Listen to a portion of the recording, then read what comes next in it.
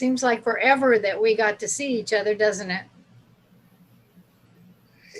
It seems like that way, but I think the last time we see each other was in the Ziva school that you drove me to campus from the school. Gina was there. Yeah. Laura was there. When we met at Xavier, I think that was the last time we saw each other. Yeah, physically. Yeah, I think that was that February? I can't even remember. It's quite a bit. Yeah, that's before March. Yeah, definitely before March. I don't remember the exact time, but before March. Yeah. Seems like a long time. Yeah. Okay, it looks like we have all the council members, and I see we have a few people from council chambers. Gracie, do you know if we have everybody here at the meeting? I'm thinking Randy. I think he was going to join us, but council's here. I'm going to go check in his office. Thank you.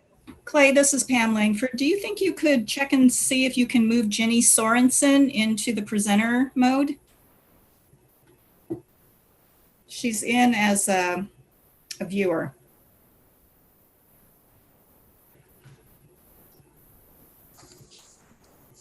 Should be there now. Thank you. There we go. We're just waiting for two more colleagues from Cal State.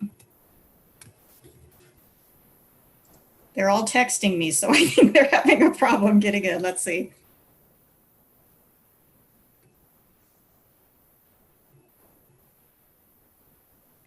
Could you, Clayton, also let Dr. Doug Freer in?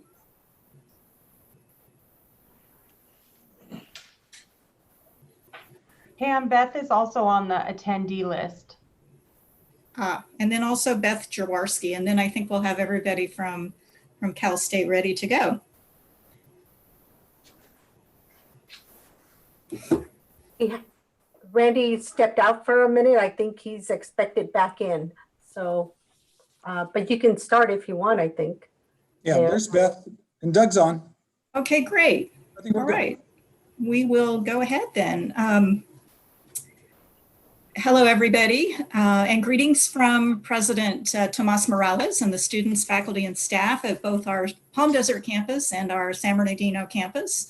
We want to thank you all for this opportunity to provide an update on campus operations and what the Cal State student experience looks like for this academic year amid this ongoing pandemic.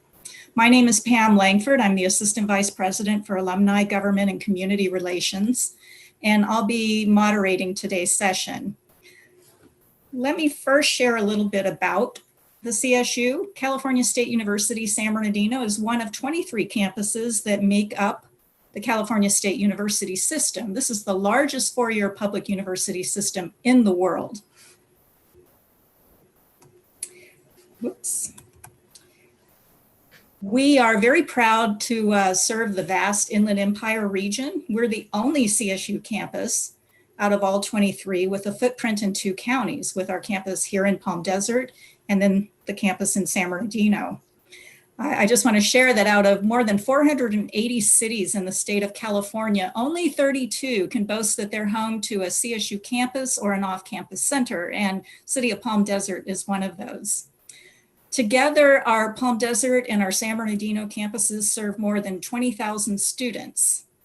90% of these students come from Inland Empire communities, and nearly 85% are first generation, which means neither parent has a 4-year college degree.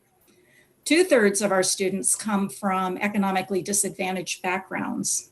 Each year between our Palm Desert and our San Bernardino campuses combined, we produce more than 5,000 job-ready graduates. In fact, at both campuses, we had record numbers this year. Most of these graduates stay in the 2-county region and fill and attract high-skilled, well-paying jobs. We're an anchor institution in the Coachella Valley and throughout the 2-county region we serve. And we're a springboard to opportunity and to upward mobility for our students and for their families and their communities. Let me just say that this academic year for our campuses already was going to be unlike any of those that came before it. You may know that our university officially transitioned from a quarter academic calendar, which we've used since the San Bernardino campus opened in fall of 1965, into a semester system. This conversion has been a massive undertaking, and it impacts virtually every aspect of our university operations.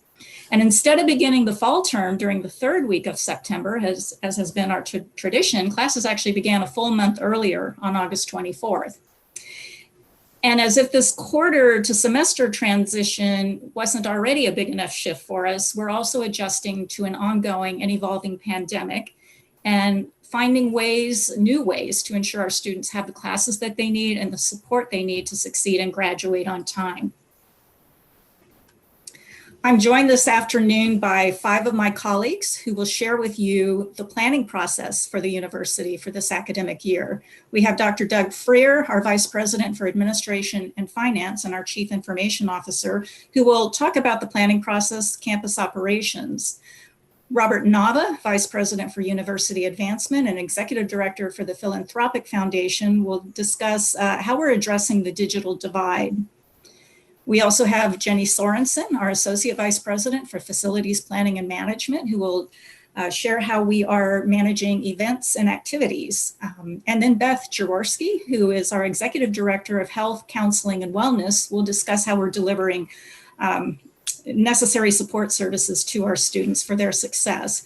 And then, of course, and not last, or certainly not least, is Dean Zhu, Jake Zhu, the Dean of our beautiful Palm Desert campus. I'm going to hand the program over now to Dean Zhu so that he can offer a brief update on what's happening at the Palm Desert campus.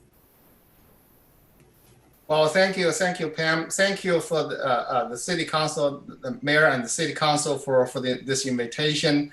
We always appreciate the partnership and the support from the city and the community. As a matter of fact, the PDC is truly a collaborative project between the city, community, and Cal State. And we always appreciate the land and the continuous support. I have been on campus for a year. For a year, we achieved something, and there's something to be proud of. We have students actually clocked about 4,000 hours of volunteer work. That includes our screen medicine students during the pandemic period. They still go out and serve the community. And that, using our current economic calculator, translated into over $120,000 of revenue that we saved for our economy. And then our first class, in the hospitality management program started this fall with 20 students. That's we just started recruiting last year, and now we have a class. The iHub project is ready for occupancy. I heard that we signed the contract. This is also a way.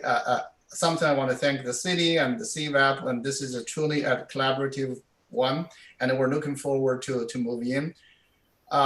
Also, we provide a lot of access for our students, especially financially. We enabled financial access to our students during this pandemic. Because of the donation from our local foundations, Owen and Berger Foundation, we actually awarded over $46,000 to 52 students to support their financial hardships during the past few months.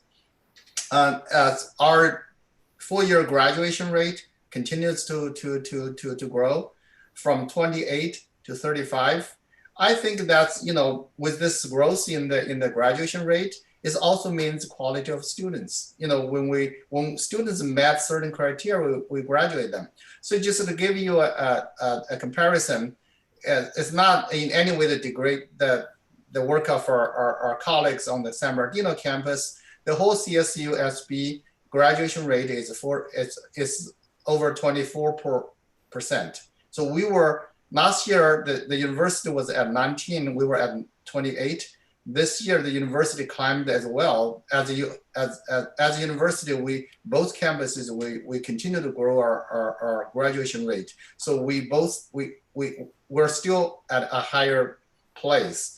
And this 35 is very instrumental in some way, very significant in two ways. One, you all heard the CSU Graduation Initiative 2025. Our goal is by 2025, our graduation rate, for the 4-year graduation rate, it should be 30%. We actually meet that goal 5 years ahead of the scheduled time. So this is very, very significant.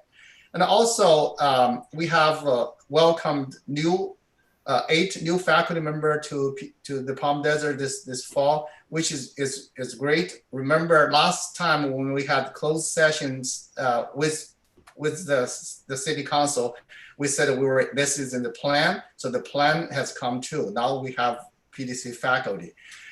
My colleagues are going to talk about the COVID-19 preparation, but I want to touch something that unique at PDC. Even though our transition was very quickly in middle March, but because of the support and the planning of the campus, the support from the administration, from our facilities, from our IT folks, the transition was very smooth. Actually, we did this over a few days period, and the transition was very smooth. During that transition, student services, academic delivery was not interrupted. And that due to our support, the staff support, academic support, we do train our faculty members to deliver very quickly the capacity to deliver academics in the virtual environment. We had hold training during spring break. We held training for faculty in summer. I think we just heard the CSU is going to extend the virtual operations until June. So the university also allocated some money to continue to train faculty members in building their capacity to deliver quality academic programs virtually. And our service was not interrupted. And we were able to provide a greater access to our students. For example, any PDC students who didn't have internet access at home, who applied for a laptop or a hotspot, we had one for them. We actually graduated more students, as Pam mentioned. The past June, we graduated 421 graduates. This is the largest in a single year in our history. As a result, actually, we're serving more students. In the earlier slide, you saw Pam brought out at PDC, we're serving 1,600 students. That number dramatically changed because of this virtual environment. As a matter of fact, we serve approximately 3,700 students. In the fall, 3,700 CSUSB students signed up classes at PDC.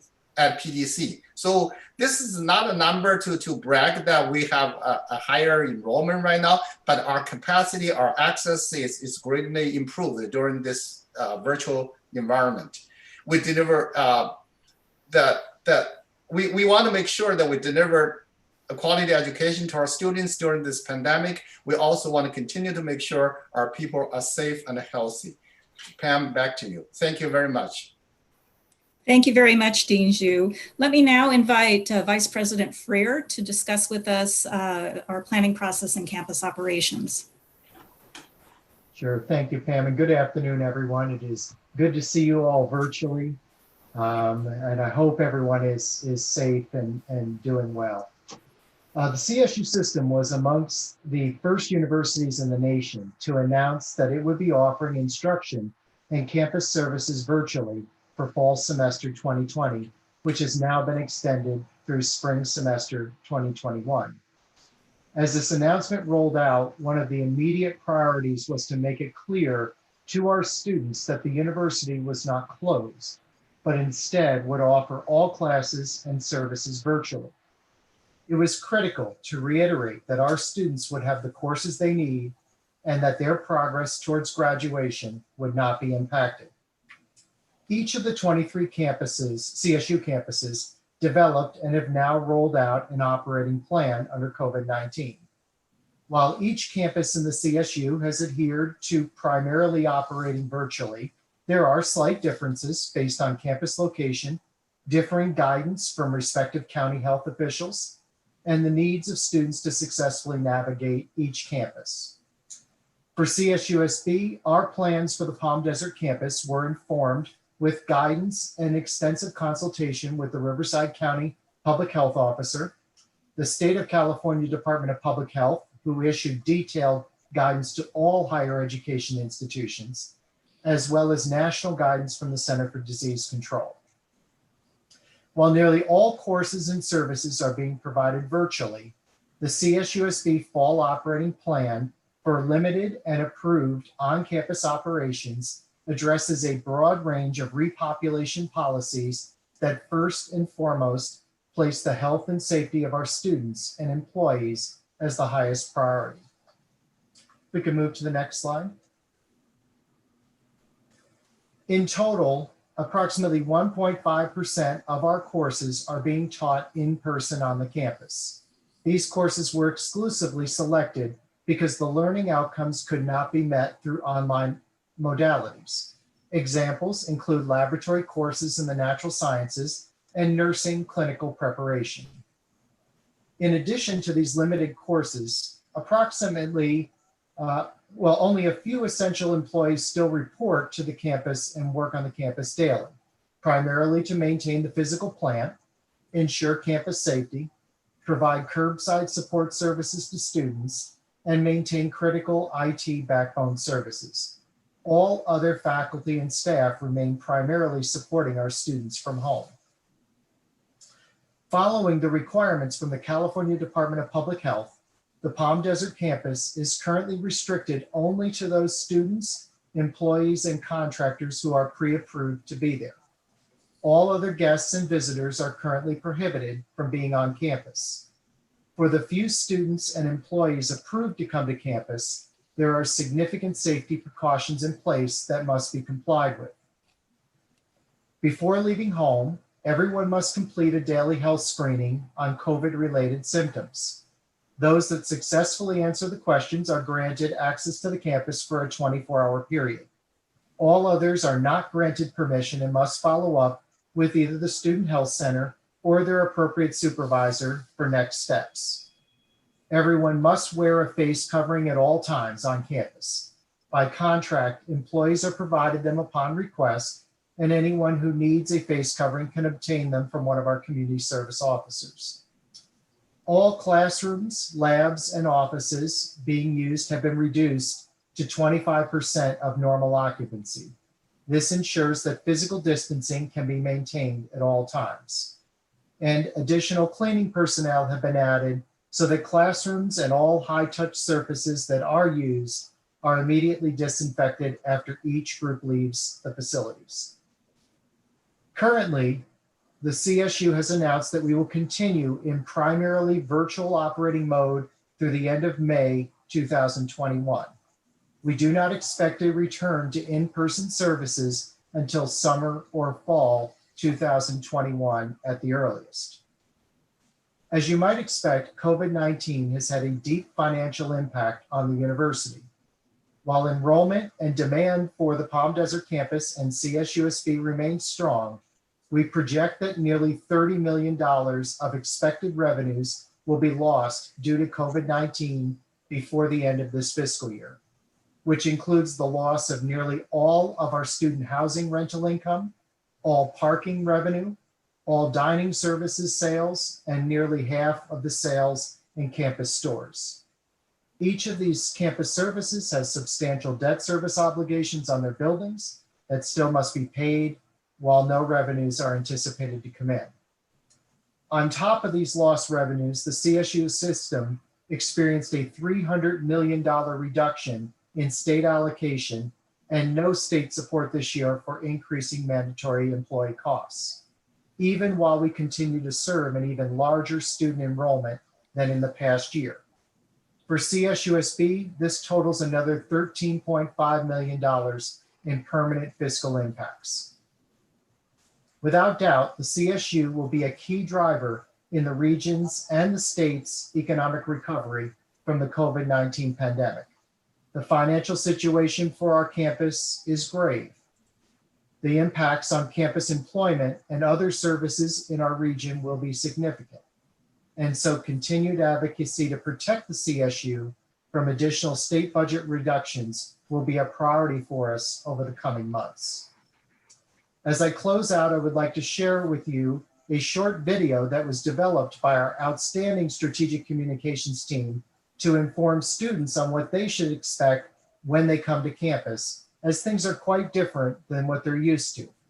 After we show the video, Jenny Sorensen, Associate Vice President for Facilities Management, will take you through how we're managing campus events and activities. But let's move forward with the video. At CSUSB, we are committed to the health, well-being, and safety of our Coyote students, faculty, and staff. We understand that the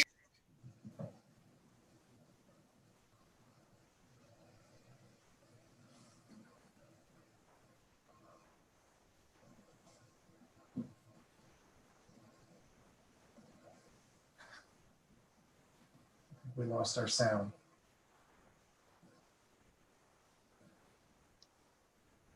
It's still good graphics.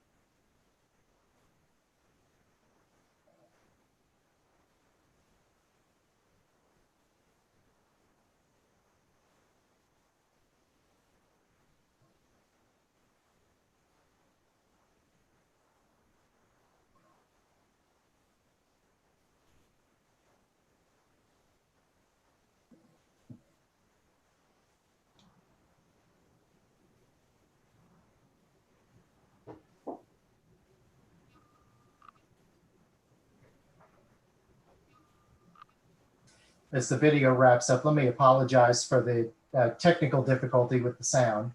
And if you notice there at the end, one of the references we'd like you to note is that if you'd like more information about anything the campus is doing related to monitoring or information we've provided to the campus community on COVID-19, you can go to the homepage at csusb.edu, and the COVID-19 link is right off the homepage, including access to this video with the sound for whenever you want to catch any of the resources or latest information of what's happening on our campus. So let me turn it over now to Jenny Sorensen, who will walk you through some of our operating procedures. Jenny, I'm having an issue trying to advance the slide.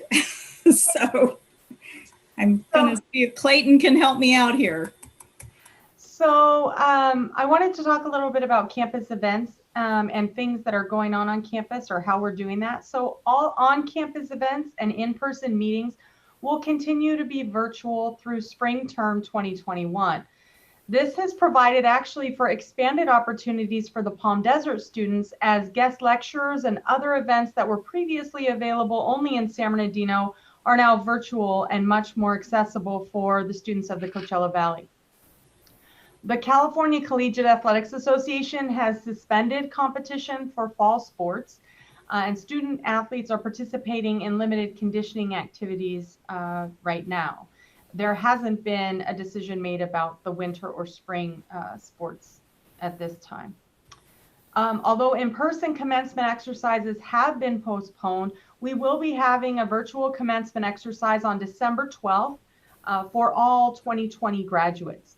The university understands the importance of this event in the lives of our students, and we will invite all 2020 graduates back for in-person ceremonies when it's safe to do so. And then the last thing I wanted to mention is that travel, including study abroad and travel for our Osher Lifelong Learning Program, has been suspended at this time and is expected to be suspended through 2021.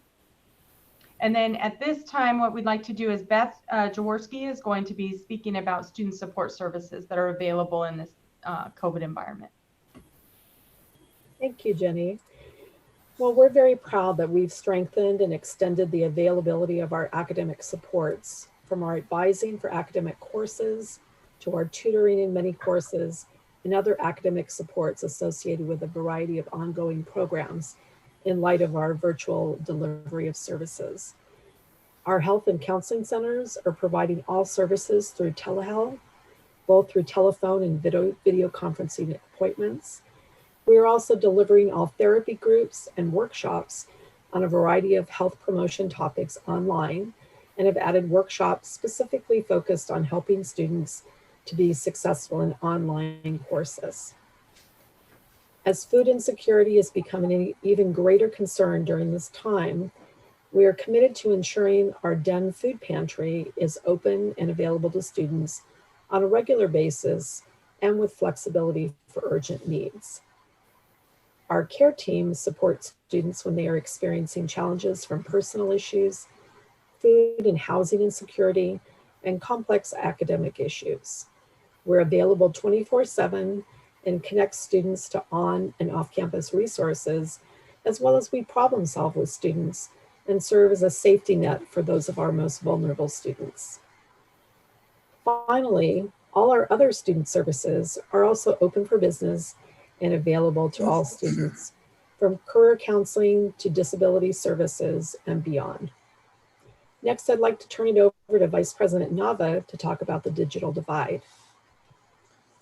Thank you, Dr. Jaworski and Mayor Nastandi and council members. Thank you for giving us time at your public meeting to have this study session on Cal State San Bernardino and our Palm Desert campus. Wanted just to add a point that Pam underscored, the fact that there's only 23 cities in California that have the privilege of hosting a CSU campus. And we're very, very fortunate that both San Bernardino and the city of Palm Desert are two of those cities. I also wanted to mention that of the 23 vice presidents for university advancements, we tend to be the model for the other campuses in terms of town-gown relationships. The way that the city of Palm Desert and the cities in the Coachella Valley the cities out here in San Bernardino County, the way they interact with our university and the way we partner is really a model for the CSU. And I just wanted to say to you, Mayor and council members, we treasure and we value your partnerships so much. I know that a number of you were very instrumental actually in launching the Palm Desert campus a few years ago, right, Jonathan, and others. So thank you for that. And we continue to stay very much engaged with our cities. We have a very active advancement board that is chaired by Sheila Thornton and Dick Oliphant and Ward Fredericks and others. So our advancement board just provide tremendous support to us and guidance to the dean and to President Morales and all of us. So I just wanted to say thank you. In the couple of minutes that I have with you, I wanted to touch on the issue of the digital divide and what this pandemic has done. I mean, there's so many elements to this challenge that has been presented to our country and to the world, but it has really pulled back the covers in terms of economic inequities. And we've seen that very much in many of our communities in the Inland Empire. And specifically, we've seen that impact in relationship to the digital divide. I had mentioned to the advancement board in a recent meeting that we had. Personally, myself, I was a bit naive because I frankly thought that we had closed the digital divide years ago. But on March 15th of this year, we learned that it was very much alive and well and a challenge for us. So when the university needed to pivot in a matter of a week in March, when we moved from depopulating the campuses, both campuses, and moving to this virtual format, there was amazing coordination from the university administration, our deans, our academic chairs, and our faculty, and our student affairs staff on how we would support our students and support our faculty as we needed to do this. But one of the main challenges that we encountered very quickly was this issue of the digital divide. We learned that many of our students either did not have laptops at home or laptops or desktops at home that could be utilized for their classes. We also learned that many of the students live in regions where the Wi-Fi support is spotty and in some cases non-existent. So the university and our information technology team, along with the deans and with all of the staff, had to mobilize very quickly to provide laptops. In a matter of 8 weeks, 12 weeks, we were able to generate 1,400 laptops, 1,400 laptops that were made available to students on loan. In addition to that, we also needed to provide for additional hotspots, Wi-Fi hotspots for the students. Many of our students who are at home, they have siblings who are also in school. Maybe they're in high school or middle school or elementary. There wasn't a lot of access in the home many times in terms of the equipment or access to Wi-Fi. So that posed challenges in terms of the learning and the access to their classes. The university, Doug Freer, Dr. Freer and the team were very creative. They mobilized again quickly, and they provided for Wi-Fi access on our parking lots, both at the San Bernardino campus and at the Palm Desert campus. There's actually access to Wi-Fi, and during the spring, students were using that resource. They were in their cars, they would log on, do their homework. Some cases they took their classes. Now, not surprisingly, during the summer, that number dropped down quite a bit because no one wanted to be out in the parking lot during the summer. But we know that it will increase again during the fall semester. The last item I'd like to just touch on is, and the dean mentioned this, the resources that our students require through these challenges. The large numbers of unemployment, many of our students, the majority of our students work to augment their incomes while they're in school. Many of our students in the Coachella Valley also worked in the service industries. that have been really devastated by this. So there were challenges in terms of resources and being unemployed, et cetera. So the university moved very quickly to provide financial assistance, both through the Federal CARES Act and also some additional state support and some philanthropic support to help our students through this period. But I also wanted to point out, as the dean said, just the generosity of the donors from the Coachella Valley, members of our advancement board. The Berger Foundation and the Allen Foundation were extremely generous with grants. They're called GAP funding grants to provide support to students that had financial emergencies, grants of up to $1,500 to augment the other support. It really took a mobilization of the community to help and respond to these challenges and to support our students to keep them in school and on track. The very last point I'd like to just mention is we're keeping in close communication with our students. We're updating information almost daily, if not weekly. And as Doug mentioned, I also want a shout out to Riverside County Public Health. Dr. Cameron Kaiser and his staff have been very helpful, very supportive in providing advice and guidance to Dr. Jaworski and to all of us. So it really takes a collaboration, and we have still a lot of work in front of us. But I'll close by just saying, Mayor, thank you. Special thanks to you, to the City Council, and to the City of Palm Desert. I will turn it back over to Pam. Thank you, Vice President Nava, and thanks to all of my colleagues for their updates.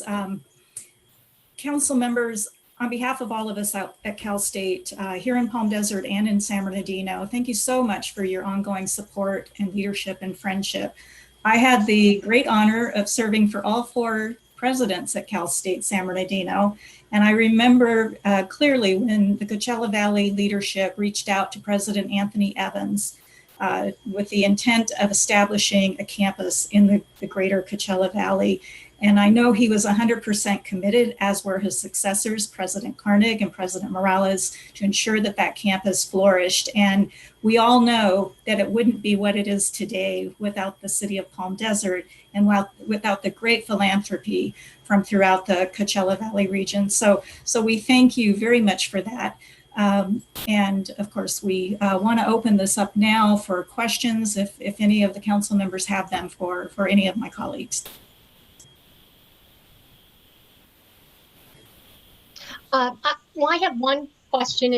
I was dismayed to learn of the financial burden that the Cal State system is undergoing. And would you repeat again how much money you've lost because of the shutdown? Was it 300 million, did you say? Sure. Yeah, we've currently, to kind of counting as we go here, the state budget reduction equated to about $13.5 million in cuts to the system. Okay. And then lost revenues to our campus is in the neighborhood of $30 million before the end of this year.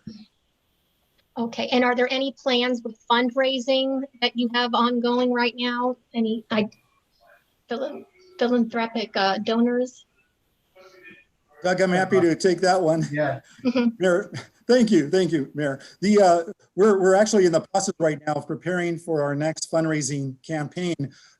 We had actually prepared our feasibility study, which will include the Palm Desert campus, and the dean has already started to think through his priorities for the Palm Desert campus. We've put our initial planning not on hold, but we're just kind of suspending it while we wait for early part of 21. But Mayor, we do plan to move forward with our next comprehensive campaign. Our plan is to launch this if everything falls into place in June or July of 2021. So philanthropy is critical. It really provides for that margin of excellence. It will not cover all of the financial losses, but what it does is it provides scholarship support for undergrad students, fellowships for graduate students, support for our faculty, support for the library, et cetera. So we will definitely move forward, and we will keep you posted on that. Thank you. I just wanted clarification. On what Dr. Freer said, I wrote down 30 million anticipated income has been lost. And you said it came from snack shop sales and parking and so forth. And then you said they all had debt with it. I wasn't aware that we had debt service on this campus. And I wasn't aware that we got 30 million from snack shop and parking revenue. So is that 30 million for both campuses and the debt is for both campuses or just this campus? It's a combined loss between the two campuses.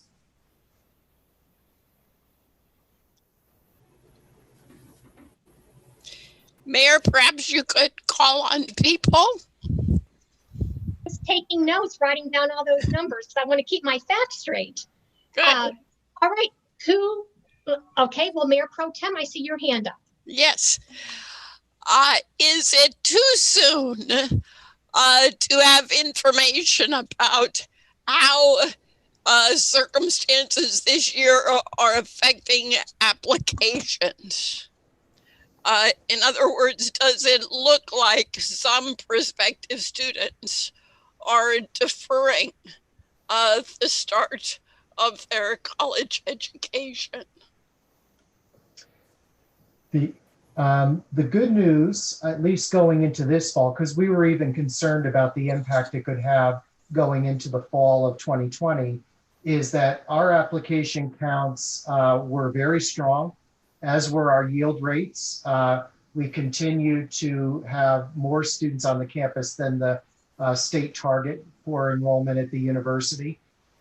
What the impact is going to be on the 21-22 year is still to be determined. The application season opens, well, actually in a couple of weeks on October 1st, and will close at the end of November.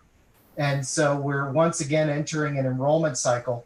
I will tell you one change we made, which we haven't done in past years, is that we did open for transfer student enrollment for spring term.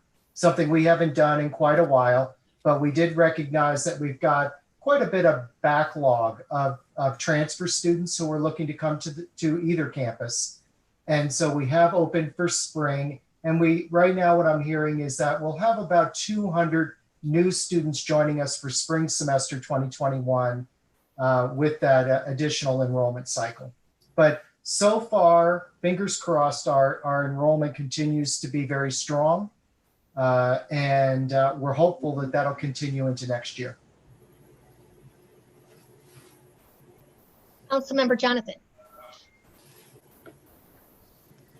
Thank you, Mayor. So, several of you thank the City of Palm Desert for what we have done to help Cal State University San Bernardino Palm Desert campus be a reality. I also want to take this opportunity to thank all of you, because you are an invaluable resource to not just the residents of Palm Desert, but the entire Coachella Valley. And we so value and appreciate you being a part of our city. So thank you as well. I have one quick question, and I would ask for a quick answer to that one, and then two other questions that may elicit some discussion. So the first quick question is, I heard the iHub being mentioned. And the plan, and I think we have a sublease agreement to co-locate the entrepreneurship program, maybe the cybersecurity program. Is that still happening? Yes. Yes. Yes. As a matter of fact, the entrepreneurship program requested to go into the facility. They shot several videos to promote their program, even though we have not allowed faculty to occupy that yet. It's ready. Very good. We took occupancy on it on September 15th. Excellent. As you know, one of our major goals is to diversify the economy, and your participation with the city in accomplishing that goal, again, is very much appreciated. Okay, now the two issues that I want to bring up. Number one is the elephant in the room, and that is the Palm Desert campus becoming a standalone CSU PD campus. As you all know, we've had that agreement in place for going on a quarter of a century. And I do go back to the beginnings of that, as some of my colleagues do, I imagine. And while we now understand that decision and that evolution is not on your shoulders, on the other hand, and it's on ours, and we're taking steps, meaningful steps to help make that happen sooner rather than later, with some limited success, I might add. But your role in that process, and I think we're all on the same page, is to grow enrollment as much as possible and as quickly as possible. And you've done an admirable job in that regard. My question is, in the past, we've heard how limited you are with physical space, classroom, even offices for professors. Do we still face limited space? And if so, how can student enrollment grow under those kinds of challenges? Well, there are two parts to this question. I'll let Pam answer the first part, that the CSU, philosophy to discuss the independence. I can answer the second part about the capacity. The capacity limit largely on the office staff and student workspace. The student group, for student clubs, for our staff new hires, for faculty members to have a dedicated room. Those rooms are very, very, very limited, because when we started to build this campus, there was a small, staff and no faculty at all. Now, over the years, we grow, and now we have 15 faculty members including our retired faculty members who are still working part-time for us. We still provide the room, a dedicated room for them to work from. But as far as the student, the classroom, we have adequate classroom to accommodate probably another 1,000 students extra. So we still have room to grow as far as the classroom space, learning space in the class environment. But for student experience, for faculty, for staff working space, we're very limited.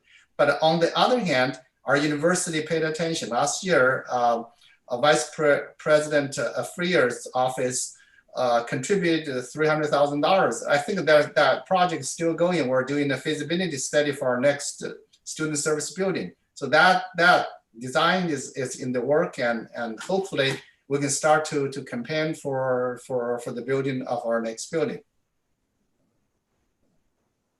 Well, Pam, I didn't answer the first part. I'm not sure, Councilman Jonathan, I think your question was really about the space for students and how we can open more seats. Is that correct?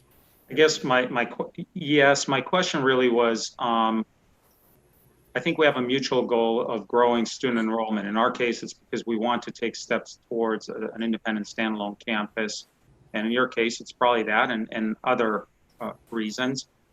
But I'm wondering if achieving that goal is hampered by physical space that limits student growth.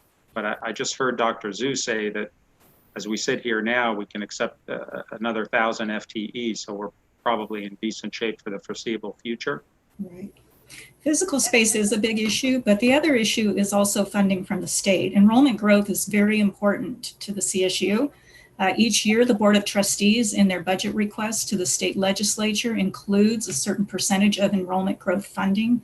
Of course, we didn't see that this year. We thought we might get something, but that didn't happen this year. And of course, enrollment growth funding allows us to hire the faculty to teach more courses for our students, and it allows us to offer adequate support services so that the students, once they're here, have an opportunity to actually succeed as college students and reach their dream of a college degree. I don't know if Vice President Freer, I hate to bounce this around, but he may have something to add to that.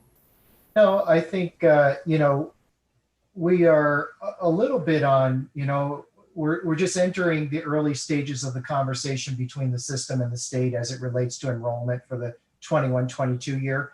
We believe that we're still well positioned at both campuses to continue to grow enrollment, as we know that we have more demand than we can accommodate. And so our hope and our plans have been focused on growing the campuses to meet the needs of both regions that we serve.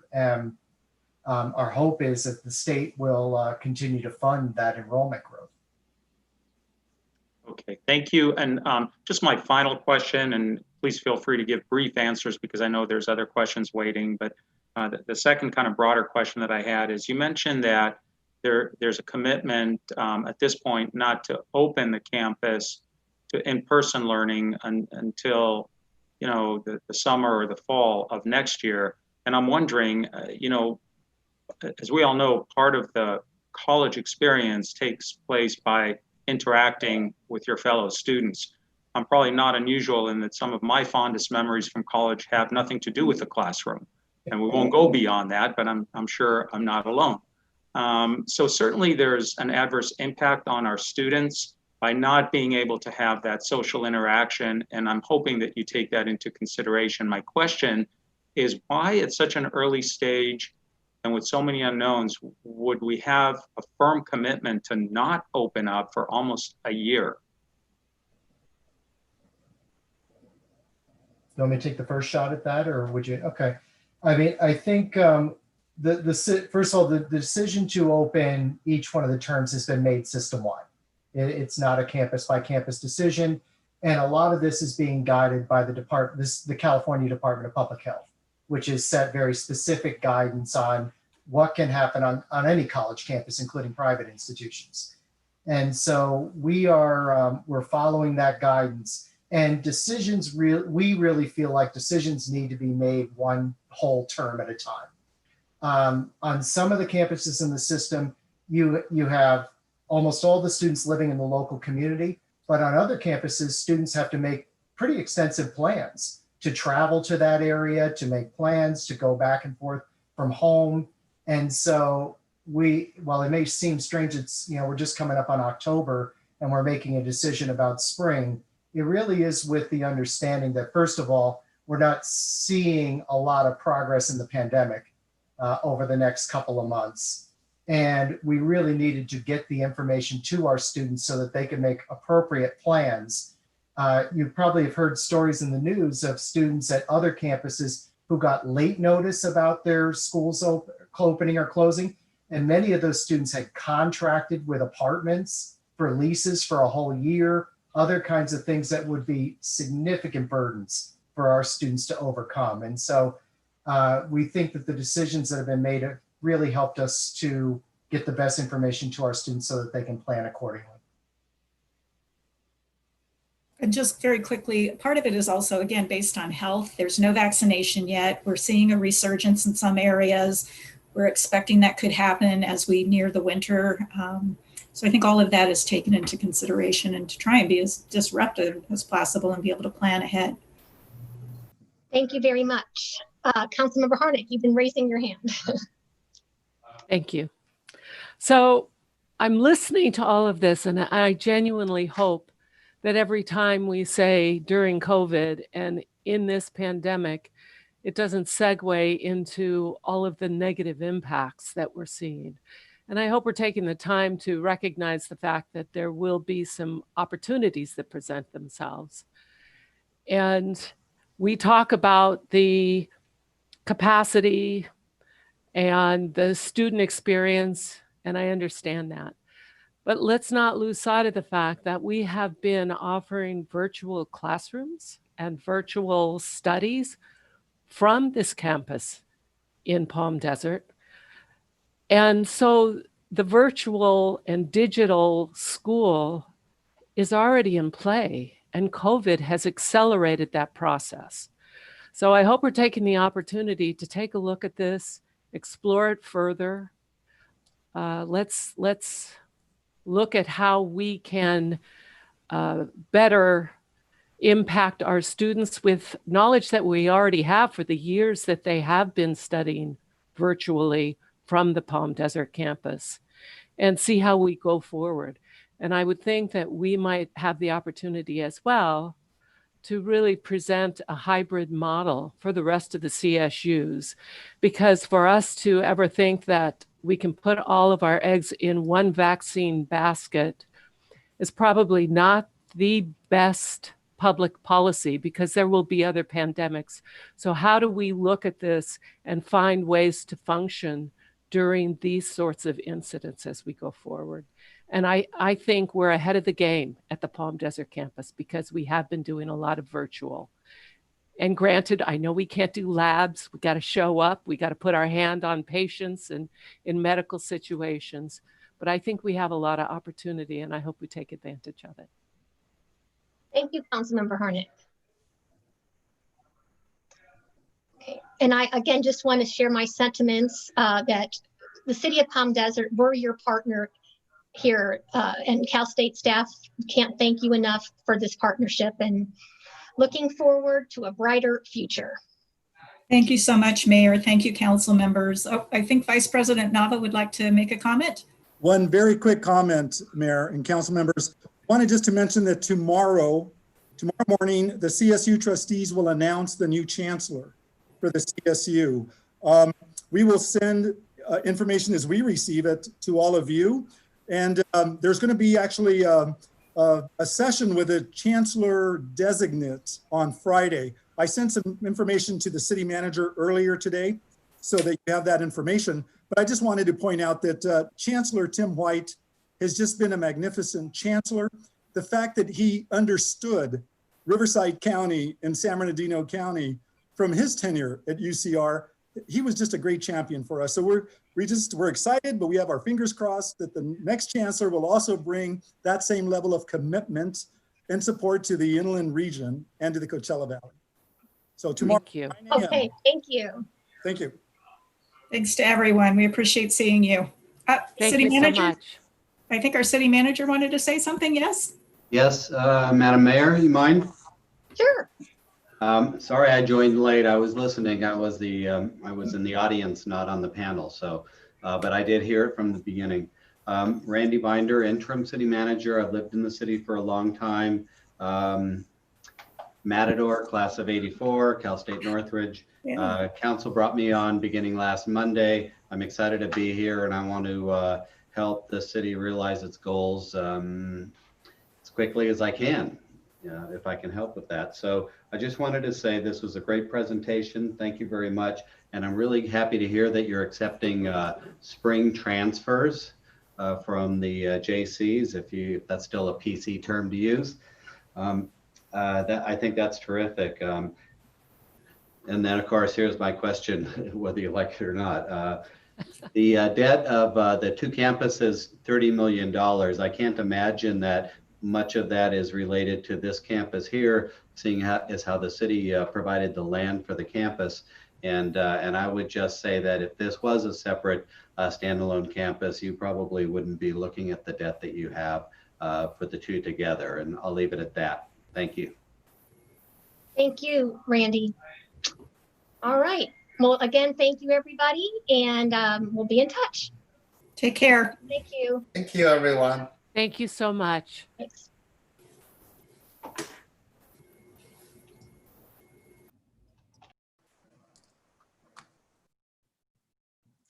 Take care, Ward.